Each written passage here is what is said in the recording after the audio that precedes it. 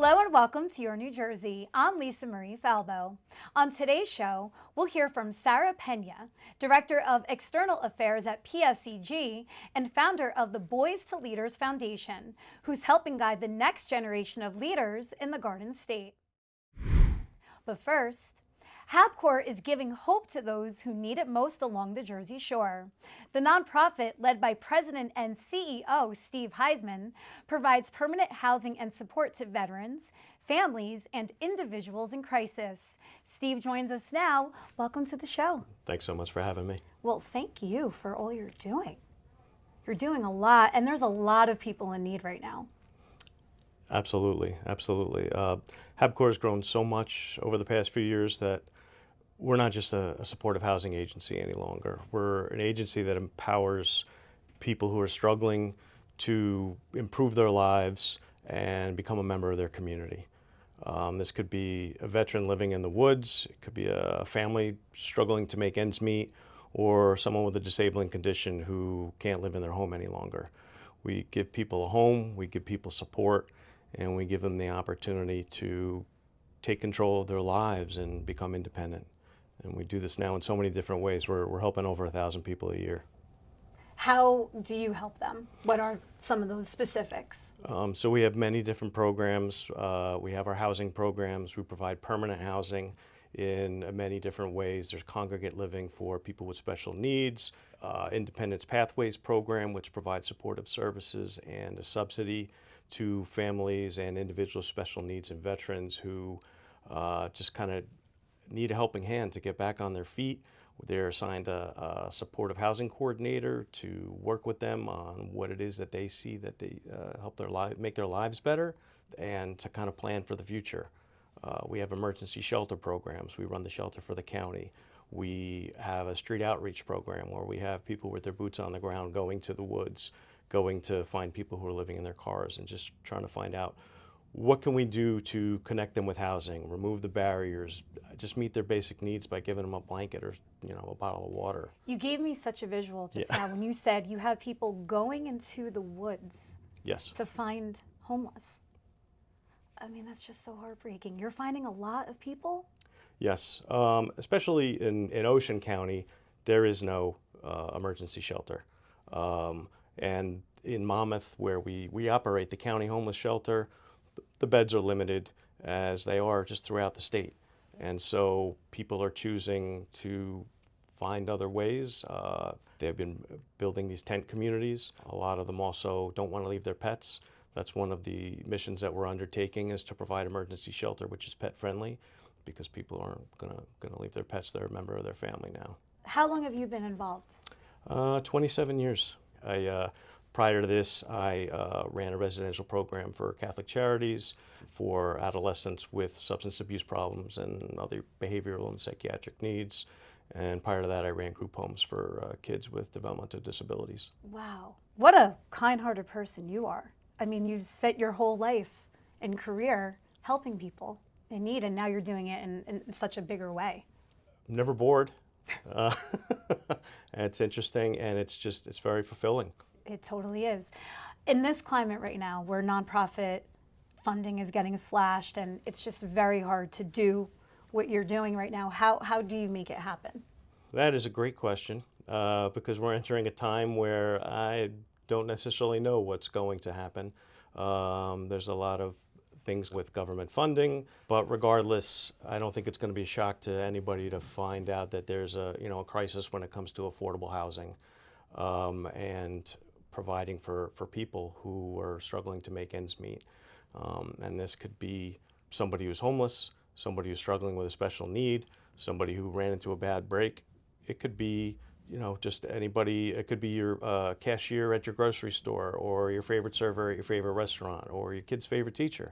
But affordable housing is something that I think we all need to kind of sit up and take notice of. And whatever number I were to give you now, I'm sure it would pale in comparison to by the time people watch this, but it's just thousands, and it's too many.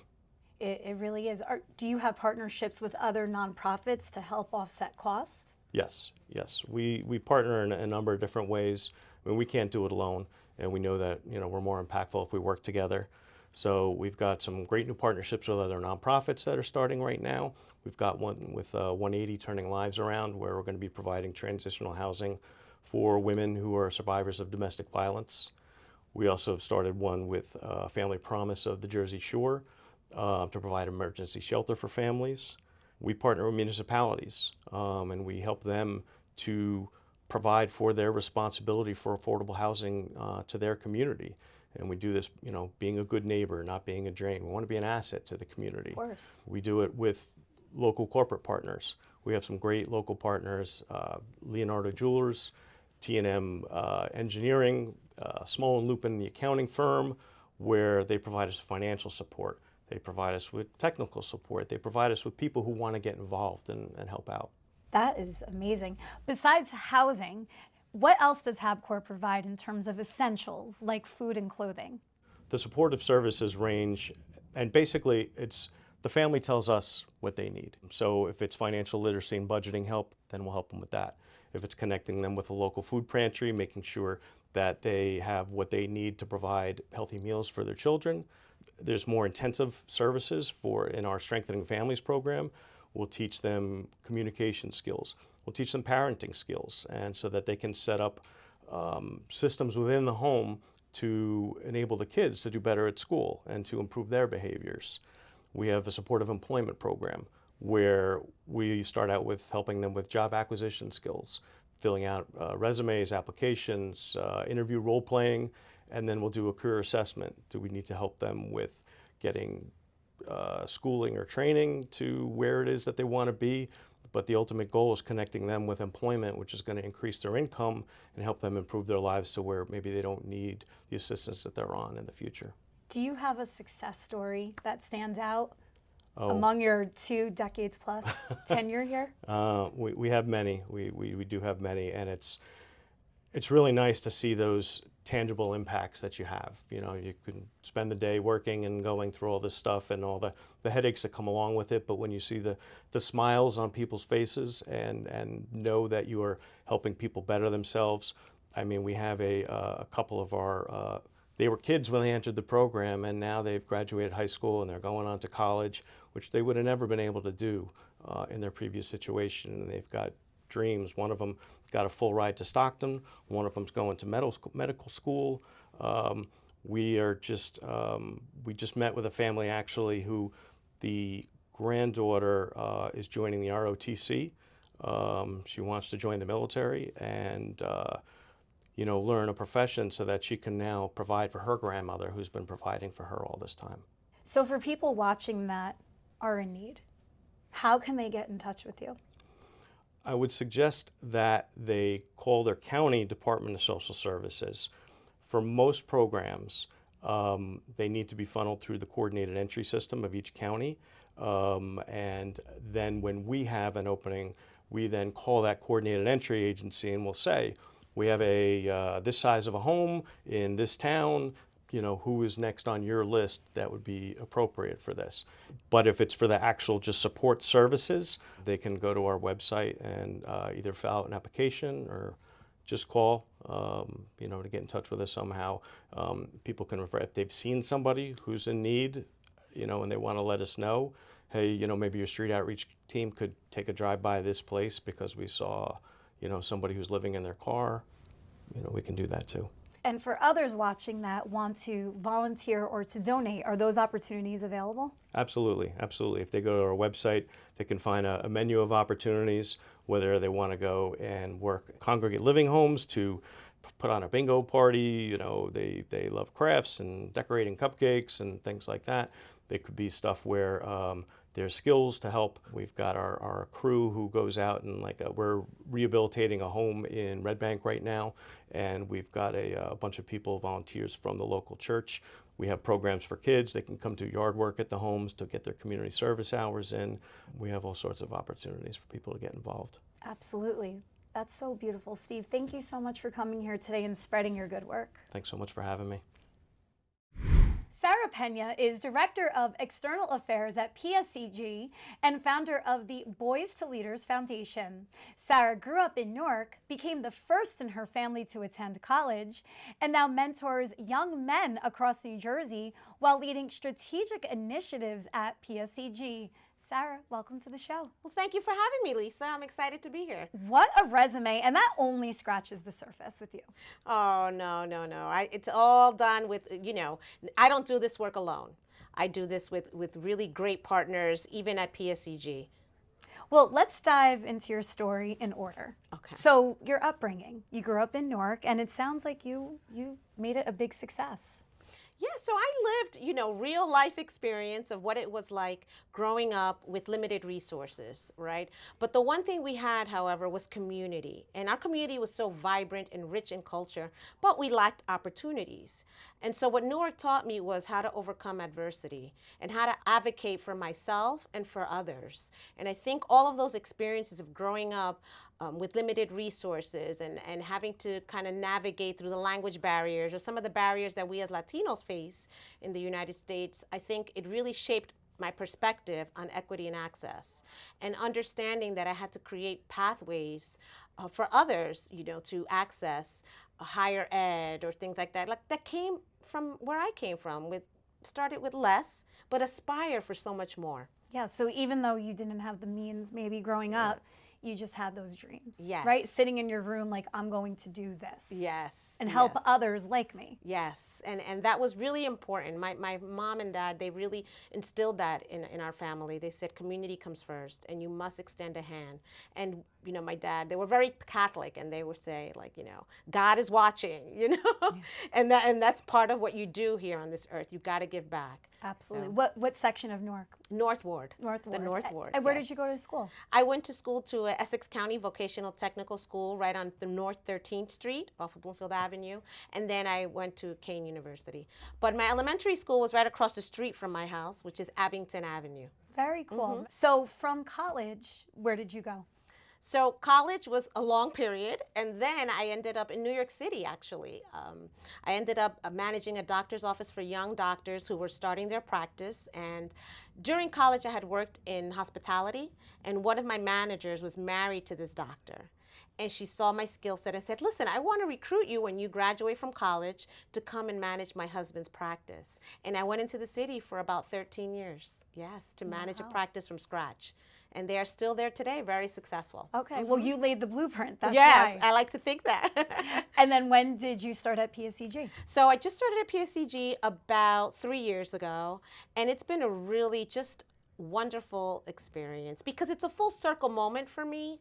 And it really comes down to back early in the 80s when this beautiful, shiny, glassy building was being built right by Military Park in Newark. All of us in Newark were excited. This was like, wow, something like this. And we grew up in downtown Newark, taking the light rail, the bus. So that was our world. We were always downtown.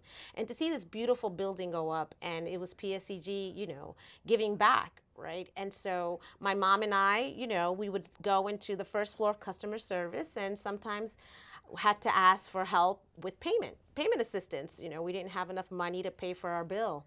And I would have to translate for my mom. And then today to be in the C-suite level, having conversations with the CEOs or senior executive team about creating connections between the company and community is really full circle moment for me. And I'm so grateful for the opportunity that they have given me. And it's really in their name, right? Public service. It is. And we've had numerous people from PSEG on, and you all have like the same vibe. You're cut from the same cloth. You just really want to help people at the end of the day. Yeah, and we want to provide an infrastructure that really gives access to safer, cleaner energy in their space. And we want to make sure that our customers are heard. And I think we've really done a really good job with that in the last few years, especially in the last few years since I've been there, where I get to see firsthand, the people that are doing the work behind the scenes. And they are amazing. It's amazing. Talk about how PSEG goes out into the community and help others. We really go out there and bridge that gap And we do that by becoming sponsors to many community events and making sure that we're educating our communities on programs that entail workforce development, that we're providing resources for them for payment plans or assistance with their bills, that we're there at the front lines and really listening to our customers so that we can bring that information back to our office and to those that are the experts in specific areas and get things done and moving for them. And you're the perfect person for that job. It's a lot of nights for you, right? Because it's a lot of events and it's a lot of networking.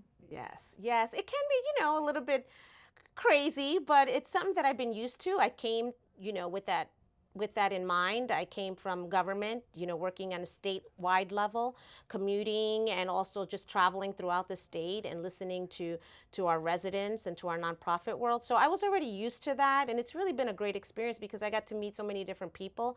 I really enjoy the fact that I'm able to go into different towns in New Jersey, and each one of them has their own character. Totally. And has their own story. And I really love that about New Jersey because it makes my job a little easier because I get to hear all the great things and meet really great people. So even though there are many late nights, I get to really interact and get to meet people and hear their stories. And I really love that. Well, that was a segue into the next part of our interview, your nonprofit.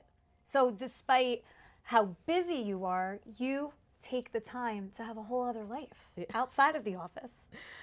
Yes, and I think I have to, like I stressed earlier, it is not something I do by myself, right? I have a great board, amazing leaders that serve on this board and really help me push the mission forward, which is really to empower and motivate our young men in our communities. We know the graduation rates are very low, especially in our urban communities like Newark and Jersey City compared to others throughout the state. And so young men are really suffering in our communities. And so we want to make sure that we are at the front line listening to our young men and providing resources, providing scholarships, and providing mentorship opportunities for them. So it really is a passion that I have coming way back, right, coming from where I come from, meaning limited resources and not being exposed to leaders that look like me. And so all of that work transpired into the Boys to Leaders. I put all my passion and into that work because I was in a situation where I was faced to be a single mother. Nobody raises their hand and says, I want to be a single mother, right? And I was. The hardest job, by the way. Yeah, and I had to kind of see, oh, wait a minute, how do I expose this young man to leaders that look like him? And so this kind of, there's been a lot of things that happen in between there, meaning, his own experiences and he's sharing some things that I was like, well, that doesn't sound right? You should be exposed to something else and this space. And then I said, wait a minute, why don't I be a change maker? Stop talking about it, step up to the plate, Sara. And how do I do that? I looked right into my network, who was around me. Hey, can you help me do this? Can you help me with that? And very limited resources. And I was able to kick off a conference. And it's been about 12 years. We just did our 12th conference. And we're very excited. And this year we did it in Jersey City. So it was just, really, it's been amazing. It's been a great ride. And I'm glad that I'm able to impact the lives of young men in our communities. I get to know a lot of different nonprofits in the state. And they're all so worthy, right, in their missions. But yours truly is the first one I've heard directed to the men, right? Yes. And men, they make the world go around too. Yes. So it's important. How old is your son now? My son is 24 now.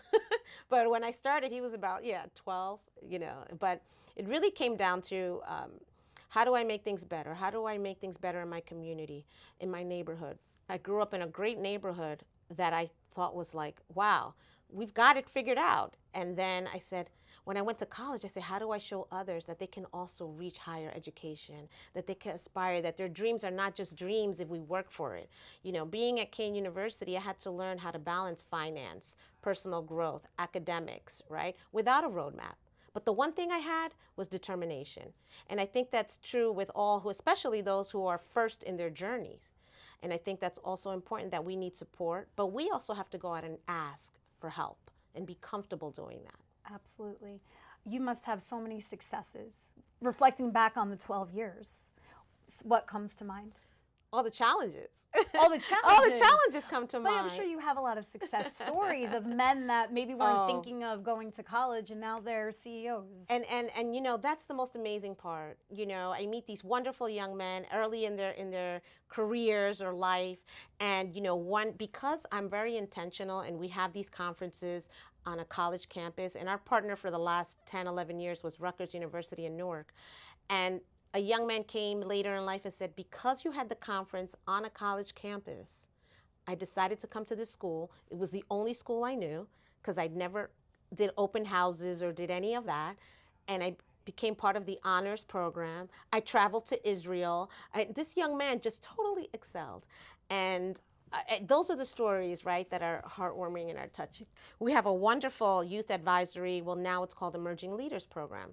We teach our young men, you know, how to tie a tie and give them headshots, like really preparing them, because those are things sometimes that we as parents are running around and may not have time to do, but we want to strengthen, we want to build on what they're learning at home sometimes and just, you know, remind them. And so there's so many different phases to it, but there's another wonderful young man who is now on a great financial career. You know, he's with a great financial firm and he did an internship and just continued to move up. And so I'm very happy. And our scholarship winners, they come back and give testimonials of how the scholarship helped them. So it's really great. It's really rewarding, and I'm blessed and grateful for the opportunity to serve. You're just so unbelievable. And beyond all of that, you sit on various boards. And nonprofits, one that you and I are both affiliated with, Let's Talk Women's Health and Wellness, the great Deb Belfato, who brought us together. Yes. And tell us about some of that you have going on. Well, first of all, Let's Talk is amazing, right? And we know that because it's about talking about women's health and access to health and just educating women, which I think is phenomenal. And that's why I'm a part of that. I really believe in Deb's mission and the work that she's done to this day. But also I advise the Young Women Foundation, which was founded about 2 years ago by 2 Kane alums. So we're really excited. They launched the Young Women Foundation, and they have a conference. They're giving scholarships as well. They partnered with Rutgers in the last 2 years, and now they're moving on to hopefully Kane. But it's been a wonderful experience to be part of that growth. I've seen these 2 young women. I've mentored them, and now they're creating their own nonprofit, which is like amazing, right? And living with passion and purpose. And that's what it's about. Being part of the Esther Institute for Women, that's founded by Reverend Tiffany Williams Brewer, another great woman in government and as an attorney, very successful attorney, now a Howard University law professor. She's part of that. Her mom and her started that, and it's been an amazing journey to be part of that. And that's a global initiative with women and girls, and we have a great partnership with Uganda, someone over there, and the girls over there. So it's really been rewarding to see all the great things that are coming out of it. So I'm excited. You could rule the world, Sarah. That's the goal. No. Yeah. You could, if anybody could accomplish that, it's you. Where can people find out more first about PSEG and their community initiatives? Yeah, so you please go on our website at pseg.com. You'll find tons of resources, whether to save energy at home, EE programs for your EV charging, and rebates. I mean, tons of programs, great programs and initiatives, workforce development, clean energy jobs. I mean, you name it, we got it. But if you go on our site, there's a lot of great information there, and a lot of support for nonprofits, especially right now, what we're going through as a nation. We've been able to support many nonprofits in our community, in our state, with food insecurities and so forth. So we've been really at the front end of that as well, front lines of that. Well, now you have to plug your nonprofit. Sure, boys2leadersfoundation.org. Please follow us on all social media platforms, LinkedIn, Instagram, and Facebook. Beautiful. Well, Sarah, thank you so much. I will see you very soon in March. Yes, March. March 14th. Get ready to Let's Talk. Let's Talk Women's Health and Wellness at NJ PAC. I can't wait, but hopefully I'll see you before then. I think so. Thank you, Lisa. This has been wonderful. Thank you. Thank you for joining me on another episode of Your New Jersey. I'm Lisa Marie Falbo. We'll see you back here next week.